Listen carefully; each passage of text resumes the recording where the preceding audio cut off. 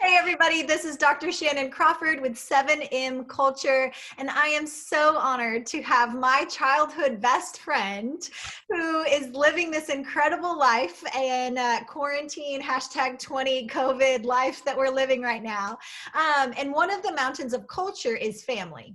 And so the way that we raise our kids, the morals, the values, the ethics, the principles, everything that we give really is shaping the next generation.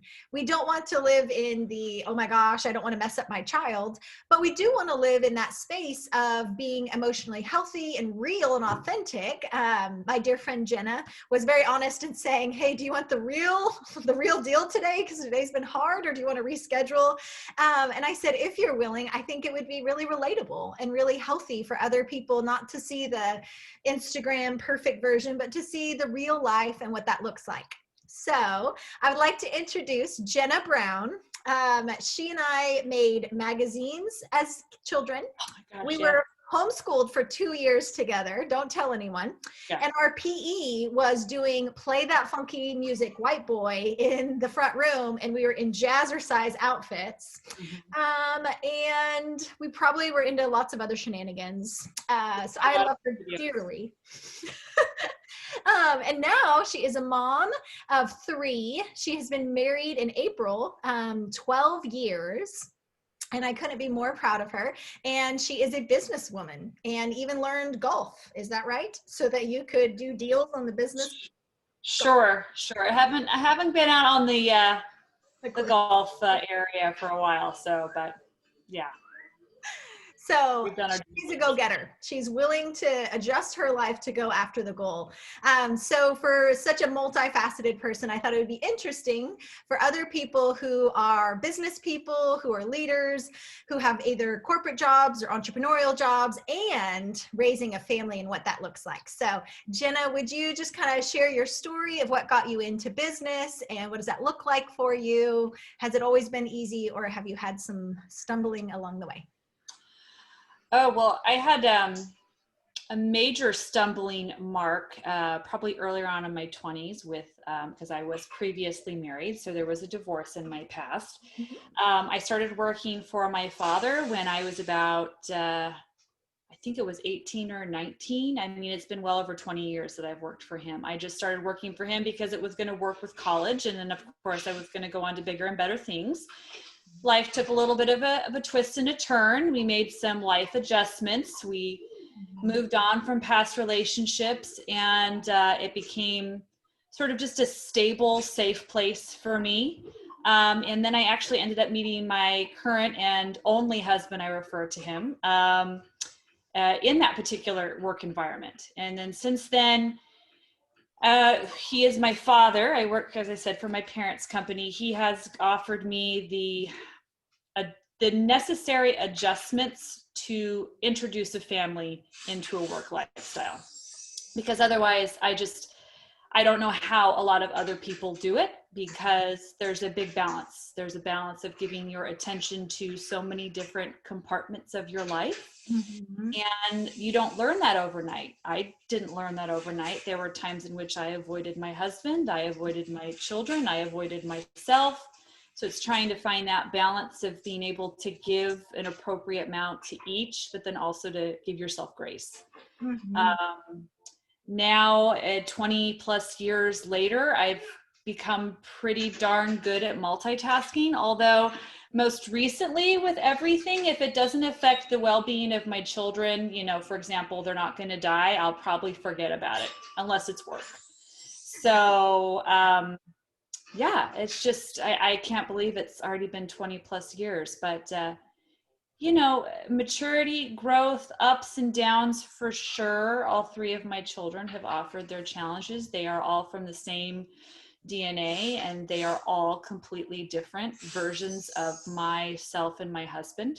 Some good, some bad. But yeah, so it's pretty incredible. What does it look like? Because a lot of women really struggle with like perfectionism and comparison.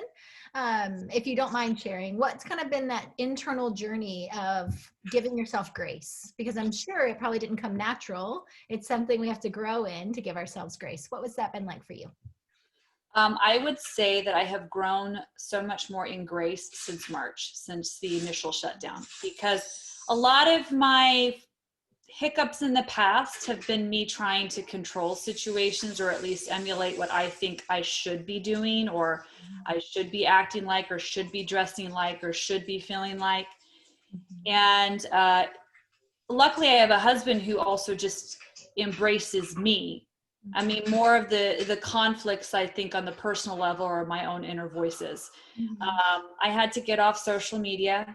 That was something I really had to start doing, because I would notice that just flipping through pages and seeing these magical beach trips or going and doing all these family activities, I would just start to weigh heavy on myself about what I was not living up to. So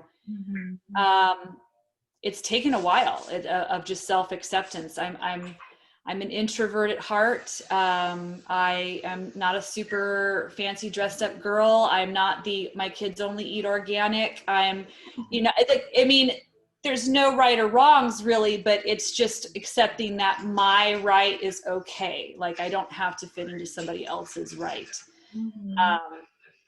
Because life is hard enough right now. There's enough going on in my life right now. I don't need to pressure myself with things that don't matter. And what would you say to moms out there that are dealing with that pressure to fit in, to compare, to go, oh, their kids are batching, their kids are eating organic, their kids are blah, blah, blah, perfect crafts. What does that look like for you to be able to encourage other women and say, hey, is that really the most important thing? For me, like I said, the biggest step was for me to get off social media, but to really examine at the end of the day, as me as a child, what did I value most? And I look at it, I always knew I was loved. Yeah. I was always encouraged. I was always loved. I enjoyed family time. Just when I stopped trying to fit everything in and it was all taken away, oh, my son's not playing this sport. Oh, my daughter's not in gymnastic. Oh, this, all these different things. Then I just started realizing the important stuff is my kids. For me personally, we talk about Christ more. We pray more together. We learn more together. We grow, and we read books together at night. We do crafts together. And yeah, we get on each other's nerves, but these are memories that I wouldn't have otherwise had because I would have been at work in an office. I mean, I'm in an office here, but I don't get to put on makeup every day and dress nice like I used to, but my stretchy pants are quite comfortable, so I'm all right with that. Yes, and we have to keep it going. I'm wearing stretchy pants right now. Hey, no shame. No shame. Yes. So I think it sounds like you're able to give yourself grace and not just a slogan. I think that in our culture, we have a lot of catchphrases and they get a lot of likes on Instagram, but it doesn't mean that we actually know how to apply that. That most of us will still have that measure of the inner critic, the comparison, the perfectionism, performance-based acceptance, but really being able to pull away and starting to see wow, I'm getting these really special moments to share about Christ or to do crafts at night instead of just kind of coming home from the office, or having memories that might be somewhat annoying but somewhat magical, being able to hold that. And how much do you think is perspective? Because your family's the same, but how much is it that internal view that we perceive our circumstances? Oh, I think a lot of it is perspective. I mean, there was something that I learned a long time ago, just in a church service, was that it's, just having a biblical, practical perspective in life. I mean, whatever it might be. I'm busy right now. Perspective. Okay, I'll be right there, baby. Yeah. Okay, you can take a break. Perspective. It's real. I am a control freak. I am a perfectionist. I am the one that karate chops the pillows and forms the shams and loves everything to have a place. Your office just gives me happy giggles inside because everything, I mean, things are like, this is how my brain works. Like, these things make me happy, and it's happy to step back and realize I don't need these things to bring me joy. Like, I need to be able to find joy within myself, which is not always easy. And that'll spread out into my family, and the perspective of when I put so much time and effort into having everything in its place, I was miserable, as opposed to having it happening organically, I guess you could say. realizing that my kids are not perfect. They actually can be quite terrible at times. Mhm. Like, they're human beings. They're really kind, but they're really selfish. They're, like, they're little versions of me and my husband, and I'm having to learn that I can't, like I said, I'm not the organic mom. I bought the food processor. I was going to make all my baby's foods, and I just never got around to it. Best laid plans. Yeah. But I mean, I don't know if it's making sense, but yeah, the perspective of I just want to formulate good human beings, people who know how to respect others and love them despite their differences. And I want them to be able to process their emotions properly. I have an older child who has a lot of tendencies that his anxiety-ridden mother has and has had to conquer through life. And I want to be sympathetic to that and take this opportunity to encourage him, because when he does go back to school, he's going to need to know how to properly process anger and frustration. And to me, I value these things more than whether or not he's an all-star baseball player at this point. So yeah. And I think, I'm not sure California culture as much, but I can speak to Texas. There's this weird culture of parents living vicariously through their kids. And if their kid gets cheerleading, and if they don't, then they'll like call and tell the cheerleading coach off or whatever. You didn't pick my kid to be the front running, or sports, athletics with like football or whatever. It's like a really big culture, and it's like these parents live so vicarious through it that it's kind of a little bit over the top. What do you think that might be doing to the child who is growing up with that amount of pressure to perform constantly? It destroyed my son's love of sports, hands down. We have that culture. California's weird anyway. Personally, it's beautiful. It's a beautiful state. I love it. My family lives here. It's just intense at times. But where we live, yes. I mean, there is a hardcore culture of flag football, or like, pee-wee football. They call it Toro Bulls. And then they have baseball, and it's year round, and it's competitive, and it's kid pitch at like age 6. And it's, you're paying thousands, literally not even exaggerating, thousands of dollars to have your 7 to 8-year-old, be trained by, an ex-professional baseball player. They're in second or third grade, but they're playing travel ball and all-stars, and then they're in basketball, and then they're in soccer. And one of my lowest points was when my oldest, he is just not a group competitive type of individual. Mm-hmm. He likes to compete against himself, whether it be in running, track, things that are sort of his own personal motivating things. Mm-hmm. But I would push and push and push and push because I felt like I was some sort of a failure because he wasn't enjoying it. Yeah. And it hindered our relationship for a couple months. It was also during a time where I realized he needed to have a tutor because he was behind. Mm-hmm. There were a lot of arguments. There was a lot of yelling. Mm-hmm. There was a lot of unfortunate situations. But when I finally, my eyes were open that I just needed to step back and just let him be him. But yeah, it is a huge culture where people are spending between $300 and $500 on a cheerleading outfit for their 6-year-old. And that's fine. Like, it's just not me. And I was trying to get to that point. Every weekend, every Sunday, every weeknight, everything has something. There's never a downtime. Yeah. Mm-hmm. And the research says that children who have boredom actually become more creative and innovative. And so it's interesting, this weird dichotomy in culture where it feels like, and I've talked to a lot of families that feel like if they don't have their kids in activities and sports and they're preparing for their like college transcripts, that they are active in all these things and they're like a kid, that they somehow feel like they're failing as a parent. When in reality, if you allow a kid, not all the time, obviously, we're not talking about neglect, not the other extreme, but just a moderate amount of boredom, of just being and being able to come up with something to create. Like in the, generation before, everybody had to play outside. And so you got a stick and you got a rock and you made baseball, or you'd create this little fort or something. Or Jennah and I would create little businesses as little girls. And it made us really innovative and creative. And I think it's cool that whether whether it would have been anyway or not, who knows, but we're now both business women.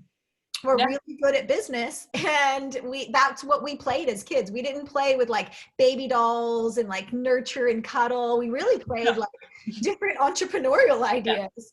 And now we're doing that. And so a lot of the millennials, they've been accused for, or not accused, that's not the appropriate word, just a negative stereotype of kind of waiting to be told what to do, as if like, you know, we've been teaching to the test for so long, or the prompt on the video game that tells you, okay, now do this, versus kind of being a self-starter and initiating and going after things and projects and figuring it out. And so if we're not allowing children to have time to have to figure out how to play or how to keep themselves occupied to a recent amount. I mean, obviously we want to play with them. We want to give them activities and crafts, but also some of that just downtime. And I love that you're speaking about the emotional intelligence of a child, that it's huge in business to talk about EQ, emotional intelligence, but you're starting way too late if you're trying to do it in the business sector, because the mirror neurons that help you form that emotional intelligence, that's formed in childhood. That's not formed in adulthood. So it's kind of like swimming upstream for these adults who are trying to learn empathy and self-awareness, emotional availability, and attunement with themselves as well as their colleagues and their families. So I think it's really wise that you're saying, hey, I kind of ran the hamster wheel like everybody else, but then recognize it was putting strain on my relationship with my child. His behavior wasn't as great. Our own family dynamics were being affected, as well as, I'm sure, pocketbook, all that stuff's expensive. And you're not getting that quality time to connect. So what would you say to families who are still on that hamster wheel? What would be some wise counsel that you might share with them? I would say slow down and listen to your kid. Your kid's not you. My husband struggled with it really hard because my husband is he is into everything, whatever sport, he'll take it. Let's do it. I mean, he wants to do triathlons and 100-mile races. And then he wants to be able to, you know, let's go play baseball. Let's go do football. Let's go do this. We had our first boy, and that's what he thought. He just had these ideas. And it was hard. It was a big letdown for him until he realized that he doesn't, we've talked about it, we've gone through it, but our children are not us, they're them. And my son, my oldest, he is obsessed with the way things work. He loves science. He loves planes. He has, you know, he loves to pretend and watch videos on planes crashing, which that's a whole other thing. But I mean, these are the things that just ignite interest in him, which neither my husband or I have interest in those areas, but they excite him. And it's embracing that and encouraging him and encouraging his creativity. I also had to see how technology affects my three kids differently. For my little, who I'm trying to occupy right now, I could take it away from her and she'd be like, okay, you want to color? But my oldest, you take it away from him and it's seeing red. And so we have to highly regulate that, because I don't want him to have to rely on that to get stimulus. So, you know, we've provided him fun little activities, little planes, riding his bike. And like I said, just listen to what they want, what they like. Don't make them who you think they should be. So that's good. And it seems kind of like, well, duh, but actually in working with lots of families, it's not. No. I mean, we really do have to stop and go, what does this child need right now? And am I starting to impose what I think or moral value as something over just them being able to just be? And I think one of the weird quirks that I've seen from a lot of Christian families, or highly educated families, I've seen it as well, that they use every moment they're together as this teaching moment. Now we're going to use this moment to like educate you, or say, oh, that's interesting because this and this and this, instead of just being together. And I think that's a virtue that's really been lost in this saturated media culture, where we're constantly learning something. We're constantly thinking about the future and thinking about the college transcripts. I worked with one family that the son was 5 years old, and the dad would be like, shut your mouth when you're eating. When you're applying for a job, you can't have your mouth open at a job interview and blah, blah, blah. And it's like, he's 5. Like he's Yeah. actually just 5 years old. He's not Okay. 35. It's all right. Like there's so many values that are good to instill, but also just like, what does that kid need? Are they kind of oversaturated, especially are these kids on homeschool now and a lot of virtual learning? They may be so inundated and saturated that I think it's nice for parents to know you don't have to use every moment as a teaching opportunity. You know, some teaching moments, absolutely, you need to be the parent.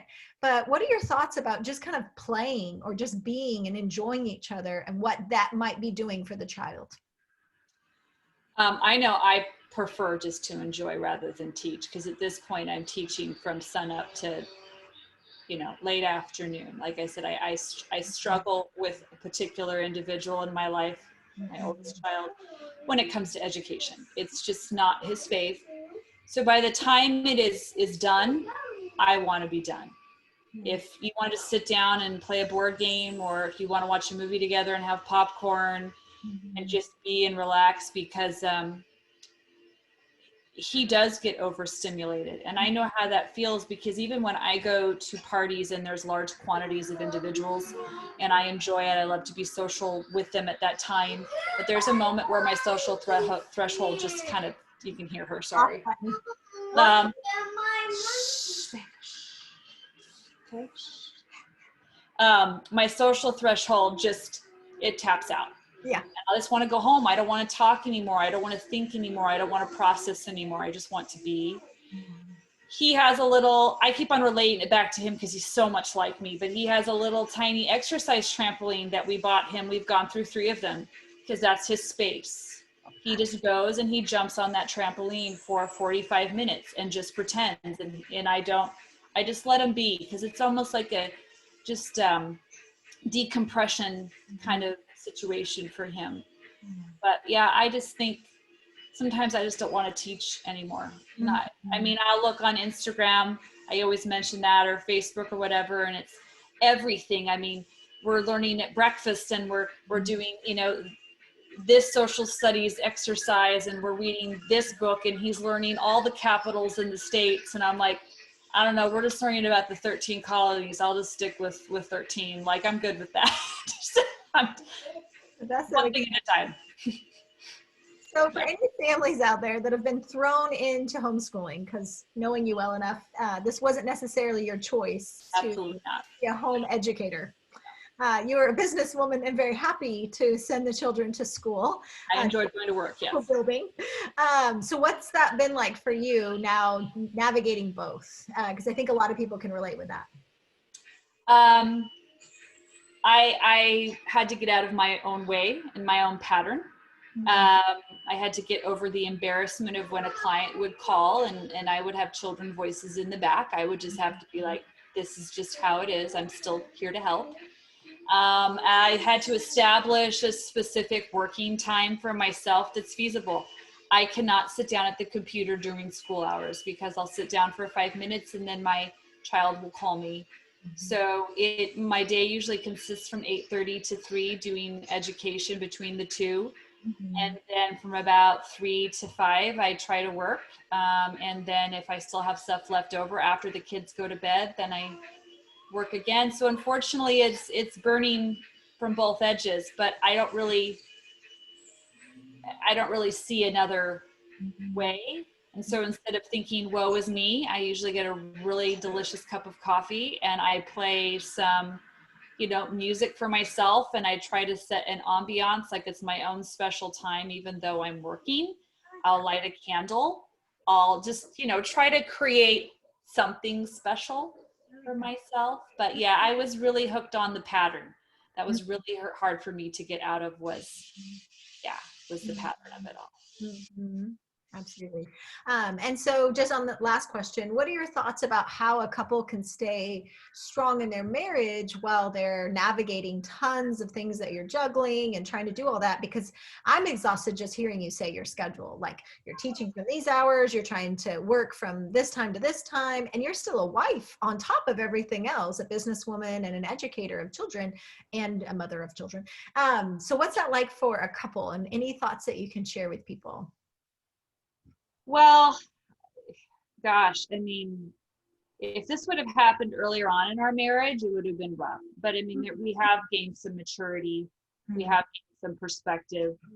I have learned who my husband is and what not to get offended over and what not to concentrate over. And vice versa. I've learned his personal cues. When he gets frustrated or feels overwhelmed, he tends to take it out on the easiest person, and that would be me. Like just not aggression, but just little snarky remarks here and there. And I used to get so flustered by that, but now I just go, okay, what's going on?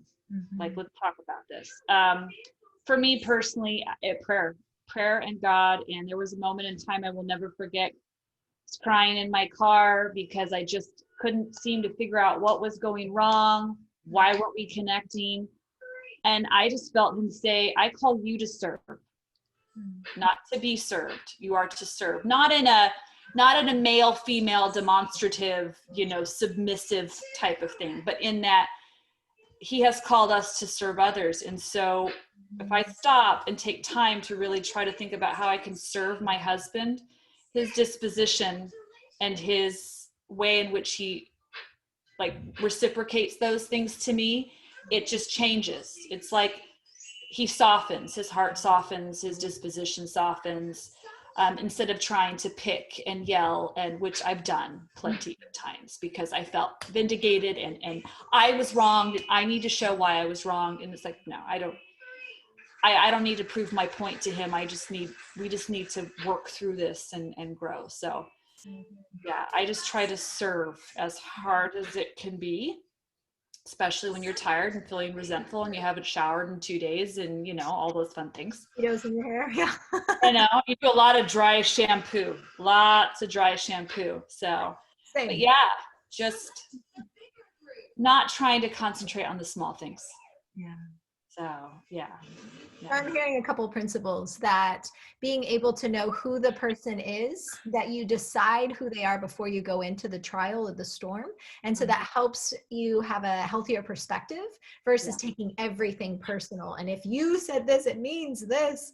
And then we have permission to get offended because I'm mind reading what you meant by that, versus you've known each other long enough that you've kind of decided this is who his character is. So if he doesn't live up to that, then it means there's something wrong. And in the kingdom of God, then we're called to serve, male and female. We are called to serve. That's kind of the moral of Jesus, right? Like that if you want to be the first, then you have to be the last. If you want to be the leader, then you have to be the servant. And so it's the kingdom of the opposites, where in the flesh, I want to take offense. I want to hold on to my rights. I want to do these little passive aggressive comments. I want to make sure that they're in the doghouse until they make it right. And I'm not going to take this. I'm not going to let somebody treat me like this. And I hear that a lot from people. And in reality, sanctification is where I'm laying down those rights and saying, I don't have permission to have that anymore. The way of the kingdom is to turn the other cheek. And I'm not saying that in an abuse situation. I'm saying it in, those snarky moments where I'm now humbling myself and loving when they don't deserve it. And then usually you'll just see this person kind of melt. Versus if I bow up, then they normally bow up, and it's just going to make it worse instead of just kind of de-escalating, where in Ecclesiastes it says it's better that two walk together. If one falls, the other one can pick us back up.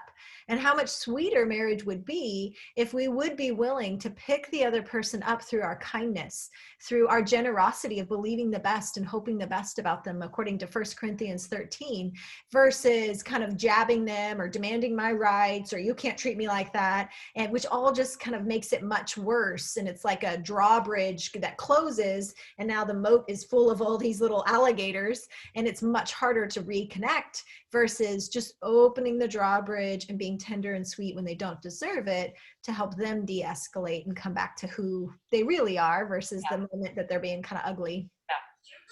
Yeah. For sure. We didn't do that in the beginning. That was not, that took some time. So ideal world. Yeah. Absolutely. Well, is there anything last that you would say, hey, family people out there who are in the middle of a pandemic, in the middle of quarantine, in the middle of kids being at home and still wanting to do great as a parent, as a person who's married, as somebody who's in the workplace? Any last comments that you would just share with us? Just love on your family, Mm, because I don't think you can regret that when you go to bed, because there's a lot of things you can regret when you go to bed. yeah, But good. just love on your family. Just be good to yourself. Be good to others. I mean, I don't know. I don't have anything extraordinarily wise. I Good. just know. Yeah. So, Hard. That's hard. It sounds easy oh to no, not easy. Yeah. Uh-huh. Yeah. Yeah, that's very wise. Thank Yeah. you. And join us next time.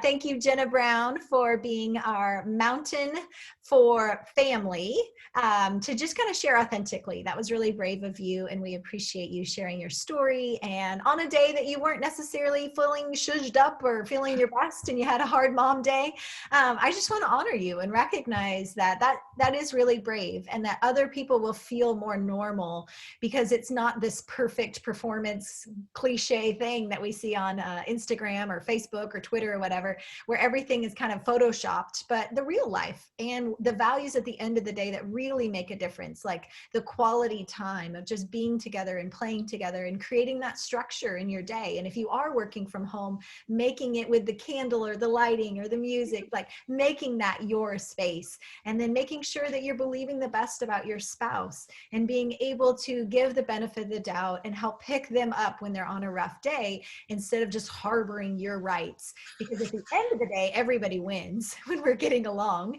And it'll go much quicker if we can be that kind of a generous soul toward others when they're not having a great day. And we'll trust that they'll do that for us when we need it as well. So stay tuned. We look forward to seeing you in our next episode. Bye, everybody.